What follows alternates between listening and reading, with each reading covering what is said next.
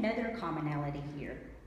The Israelite women, Shiphrah, Puah, Moses' sister Miriam, Moses' mother, continue to do their women's work of bearing, birthing, caring for children. They did not allow the culture that tried to crush their bodies and spirits to take away their ability to create and to nurture. And in an act that Walter Brueggemann once called the first act of civil disobedience, they defied the Pharaoh's ruling. Then we have the women whom I met 2 years ago during the seminary immersion class and visited again last month as part of my research for my master's thesis. These women have joined together in a community called Dugla Prieta Trabajan, or Dugla Prieta Works. They have built a small community center, and by built I mean they made the bricks. Their poor neighborhood is known for making bricks to build with. They made the bricks themselves, and everybody gathered together in the community to build the building. They've worked on formerly worthless land.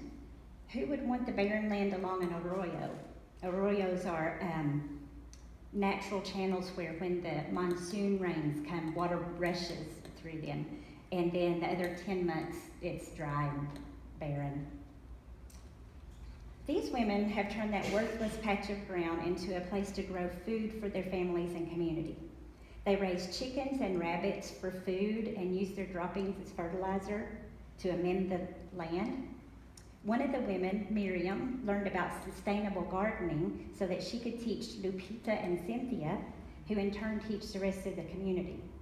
At present, they're trying out different fruit and nut trees to investigate which ones can thrive or at least survive in the desert conditions.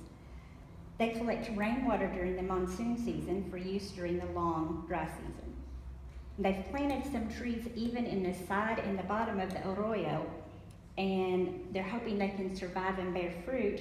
And they took me over to show me that one plum tree was actually just laden with fruit. Mm-hmm. So then there was a dead one that didn't work, but there were several with lots of fruit on them. So some of it's working. They grow all types of melons, corn, these really long green beans that I've forgotten the name of, cacti that bear edible and delicious fruit. They grow alfalfa to feed the rabbits and some flowers just for their beauty. In the community center, they teach the younger women and children to make clothing and to embroider vibrant designs on tortilla cloths, linens, and shawls, which they sell. They hold English classes for neighborhood children after school, and they've given a space for woodworking lessons for the men in the community. And I saw one woman there taking classes too. So this is one commonality that I see. Each of these communities of women go about their lives, quietly affirming their human dignity in the face of all the messages that tell them they are worth less. For the women of Agua Prieta, it's in the shadow of a tangible sign, the border fence, which, by the way, on their side of it, they have painted with some beautiful murals. So as you walk down the sidewalk on the Agua Prieta side, there's some really pretty artwork. However, that isn't the only dynamic that I see at work in these two communities. The other is this. Those Israelite women and these Mexican women had allies.